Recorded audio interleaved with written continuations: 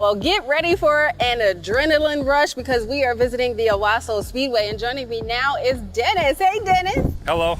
Yeah, so tell us, when did the Owosso Speedway begin? It's kind of a family thing, right? It's actually relatively new for our family. Rex and Sarah Wheeler, my aunt and uncle, they purchased the Speedway at the end of the season in 2022. But it's got a lot of history with them as well. Rex and Sarah actually both raced here back in the 80s. So the track has always really meant something to them. And when they had the opportunity to buy it, their passion for it has just grown from there. But the Speedway itself is actually the oldest auto speedway in the state. It was opened in 1939. Jesus. Yeah, how about that? How does that feel, you know, being a part of that history? It feels incredible, honestly. And, you know, Rex has a famous saying that he says to everybody that we work with, that we could have bought any empty farm field and built the track from scratch and spent less money. However, you can't buy the history that Owosso Speedway provides and really what it means to so many people in the community. Yeah. Well, you got suckered into working here also. How has that been for you, and what does it mean to you to be a part of that? It really is something great. I'm here almost every day, Monday through Saturday. And it's a lot of tedious work during the week, trying to prepare for whatever events that we have coming up. But Saturday, when this place comes alive, it gives you goosebumps. There's an energy in the air.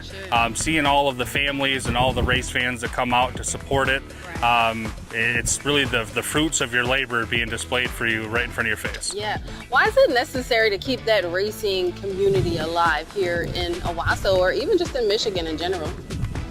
Short track racing is also considered what they call grassroots racing. This is where almost everybody gets their start. So people that you see in NASCAR, they started at a track like this or similar to it. Actually, Eric Jones, who's a current NASCAR Cup driver, this was one of his home tracks. He's from Byron, Michigan. Nice. So So this is where people get their start. You don't just climb behind the wheel of a race car and start racing in a NASCAR Cup Series.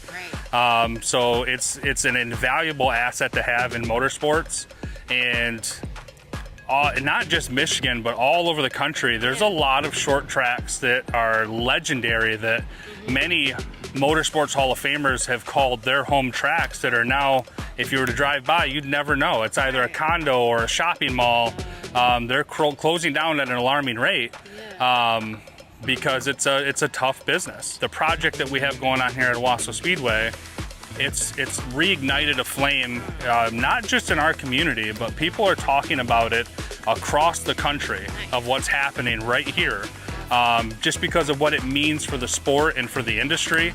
You know, any given Saturday where we've got thousands of people in the fans, which is, you know, good for us as, you know, people that work for the business, but it's also great for the drivers because they have sponsors and people that contribute for marketing that are the reason that they're able to get behind the wheel.